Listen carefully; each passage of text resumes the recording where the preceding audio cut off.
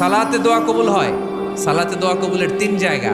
একটা হচ্ছে তাকবীরে তাহরিমার পরে আমরা সানা পড়ি না, আমরা তো একটা পড়ি, আল্লাহর হাবিব সুন্নাহ এবং নফল নামাজে আরো পড়তেন সানা, ওই দোয়া কবুল হয়। দুই নম্বর জায়গা সালাতে সেজদায় পড়ে দোয়া করলে কবুল হয়। আকরাবু মা ইয়াকুনুল আবদু মির রাব্বিহি ওয়া হুয়া সাজিদ ফাকসিরু ফীহি দুআ। বান্দা যখন সেজদায় লুটিয়ে পড়ে বান্দা আল্লাহর সবচেয়ে কাছে চলে যায়। তা কিন্তু বিশ্বনবী বলে সেজদাটা তোমার রবের কুদরতি পায়ের উপরে পড়েছে। সেজদায় পড়ে দোয়া করেন। সালাম ফিরানোর আগে বিশ্বনবী দোয়া করতেন, লা ইউসাল্লিমান্না আহাদুকুম হাত্তা ইয়াতাআওয়াযা মিন আরবা'a।